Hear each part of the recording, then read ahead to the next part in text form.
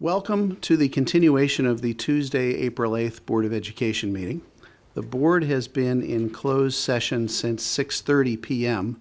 To discuss employment of employee, which we'll discuss in open session shortly.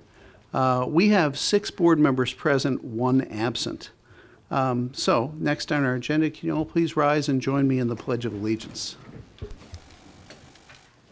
pledge allegiance to the flag of the United States of America and to the republic for which it stands, one nation, under God, indivisible, with liberty and justice for all.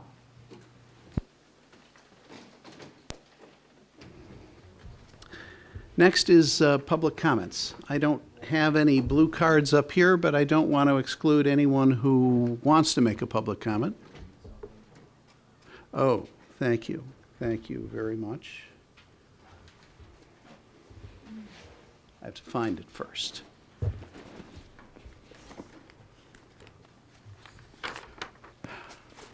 Thank you for the reminder, and this is the ever so important thing that I need to read.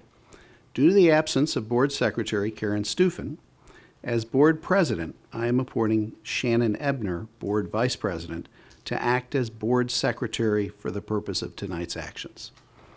That's significant because we have some papers to sign afterwards. Is that next to, all right, on to public comments. Anybody? Hearing none, let's move on to the superintendent's agenda. Mr. Pernod? There is nothing on the superintendent's communication agenda this evening.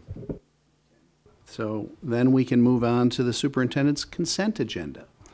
Just one highlight before we get into that. Under the personnel report, I do want to point out 2 items. The board already is aware of this, but just for the public. First of all, I would like to introduce the new assistant superintendent for curriculum and instruction, Dr. Michelle Fitzgerald. She's in the audience this evening. Michelle, if you want to, thank you.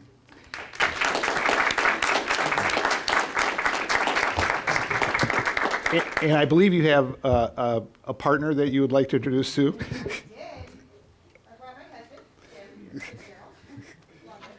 He would not let me come alone.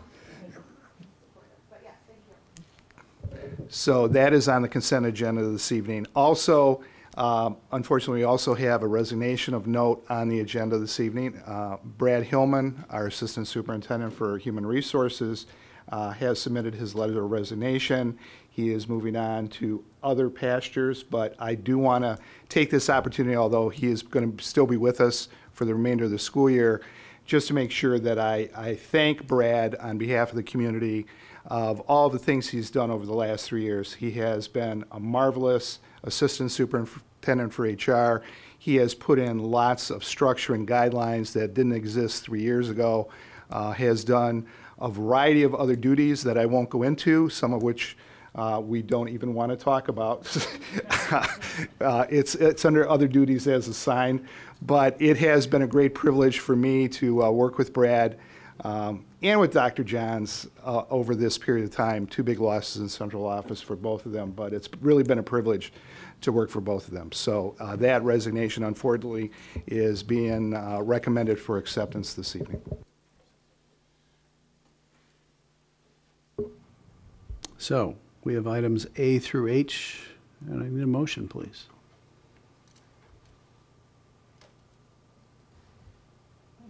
Thank you. I move that we approve the superintendent's consent agenda items A through H.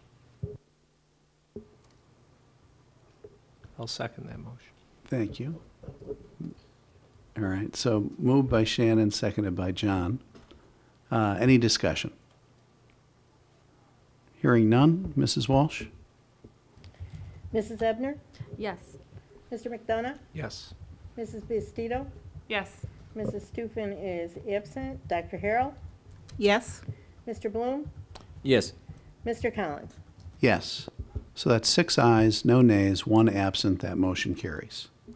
Next on the agenda is our upcoming meetings. Thursday, April 10th, let me preface this by saying all these meetings occur in the 3 rooms that we're in presently. Thursday, April 10th is the Curriculum and Instruction Committee meeting at 7 p.m. Tuesday, April 15th is the Policy Committee meeting at 7 p.m.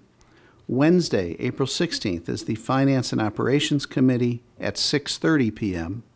And Tuesday, April 22nd is our next regularly scheduled Board of Education meeting at 7:30 p.m. And then Monday, May 5th, is a Committee of the Whole Board Improvement meeting. And frankly, we may move to change that date since the entire board can't be at that meeting. So next is action on closed session items.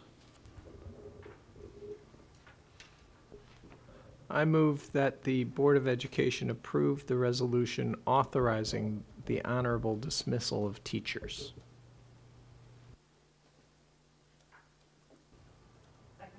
Okay, so moved by John, seconded by Emily. Is there any discussion?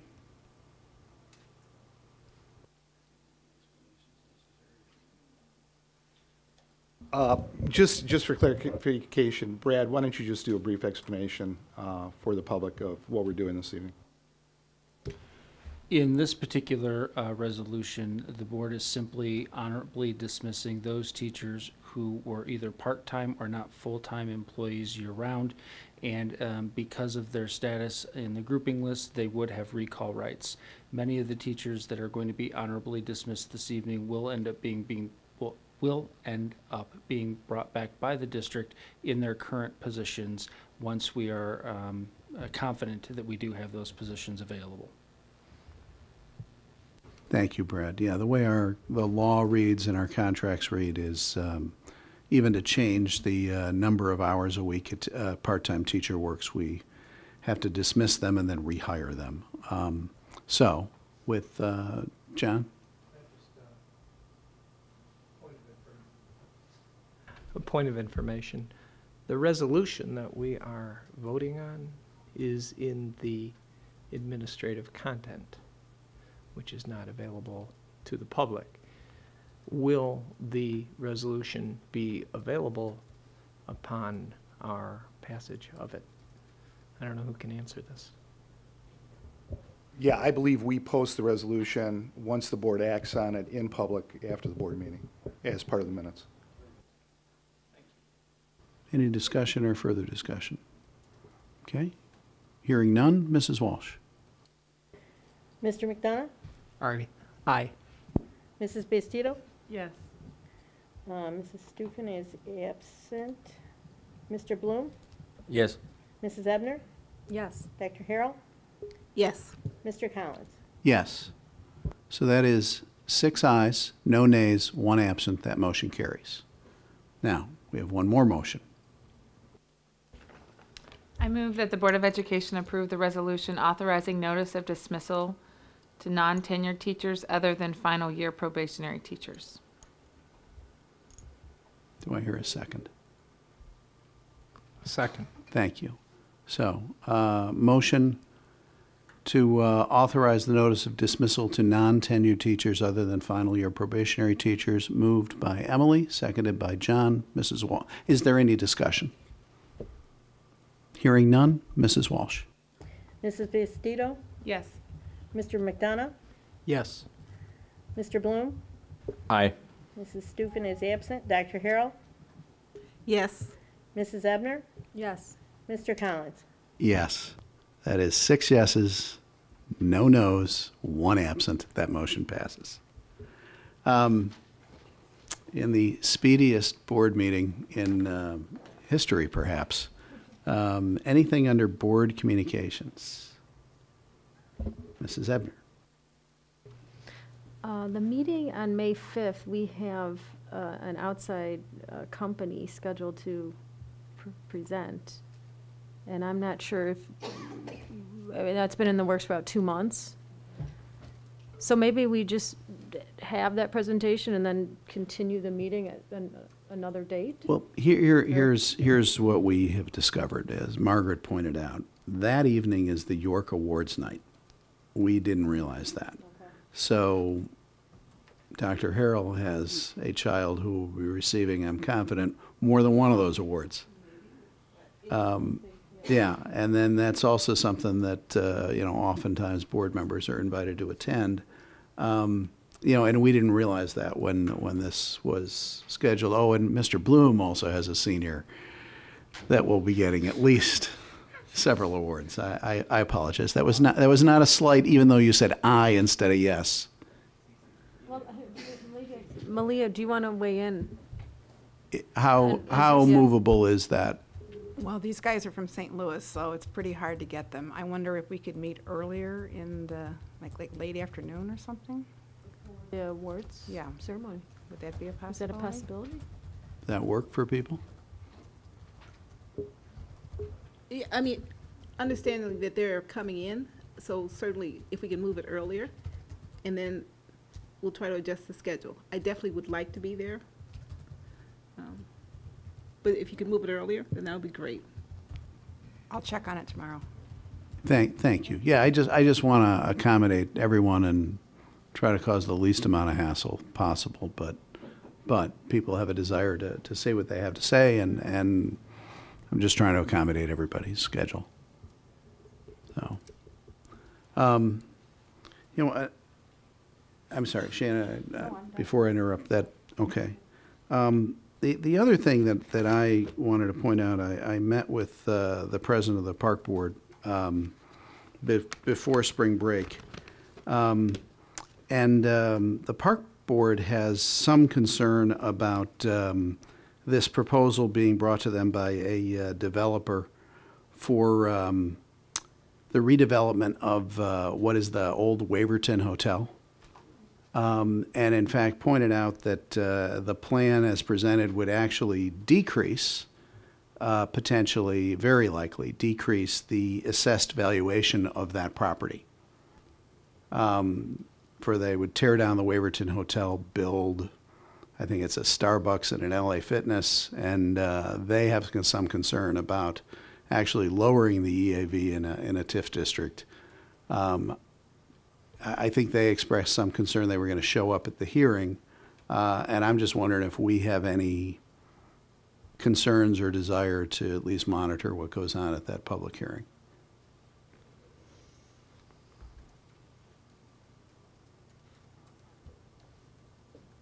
Anyway, I'm just pointing it out. I believe it is.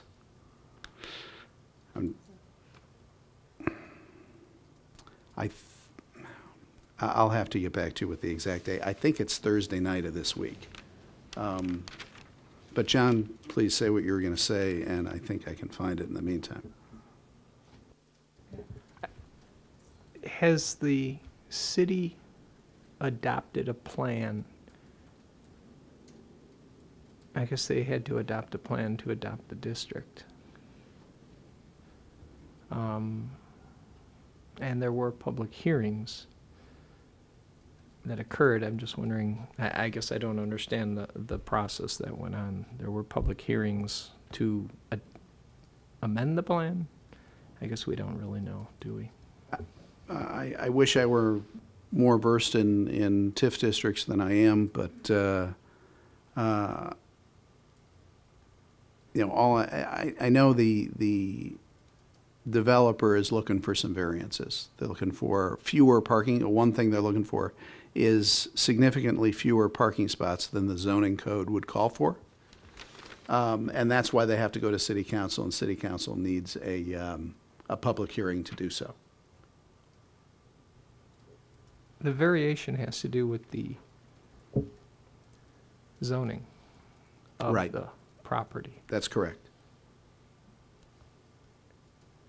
And there is some plan. I'm just wondering if there's been some statement as to the use and how it furthers the plan that has been shared with. There's supposed to be a review board? And I believe that's what the public hearing is, and I'm just looking to see if I can find when that is, and it is not stated in either of these articles. And this board has representation on that review board. That's a good question. I mean, We do. Well, if yes, it is the I'm JRB, we sorry. do have review there, and I think it would be, Right, but I don't know who we have. Yeah, but the delegated. developer is going in front of the city council. So my question to the board is, you know, do we want to attend that public hearing? Do we want to send a representative? I think we should send someone to attend. Okay, so how about I work that out with interested parties and we nail down, I apologize, I should have had the exact date and time of that meeting, but I believe it is this week, and that's why I want to bring it up tonight. And we have a curriculum meeting that night. Right, so, oh, okay, so Chris? I'm just curious about how a vacant building can have a higher EAV than a developed piece of property with a Starbucks and LA Fitness on it. I don't know. I don't do this. The value of the property is based on not the income it produces, but its value in the market. So I guess there would be some reduction if a building was vacant, but you're still buying the same. But somebody's going to buy that piece of property for whatever market value is for a building that's got all kinds of issues with it in the first place. I'm guessing, I mean, the private owner of that property, I don't know, did it go bankrupt or, at any rate, a private owner of the property is going to sell it to a developer. Mm-hmm. We're going to provide some incentive. I'm guessing the TIF will provide some incentive to make it work, but there'll be a market transaction there. I mean, it's always good for us to be looped in on what's going on, but I just want to make sure that what gets quoted isn't that we have an issue with development of a vacant hotel into a Starbucks and an LA Fitness, because I personally don't have an issue with that. I would like to make sure that everybody understands the impact that it has on our district to the extent that there is one. But I don't want to be viewed as having an issue with that, given the history of what's gone back and forth between press releases and things like that. Right, no, the only question I have is does somebody on our board want to attend that meeting? And just so we stay abreast of it. That's my only question to the board. So, okay, all right, so I'll find somebody that's free that night. Perfect, that's all I asked. Okay. So, any other board communications that are less confusing than that discussion? Hearing none, and frankly, having reached the end of our agenda, I declare this meeting adjourned.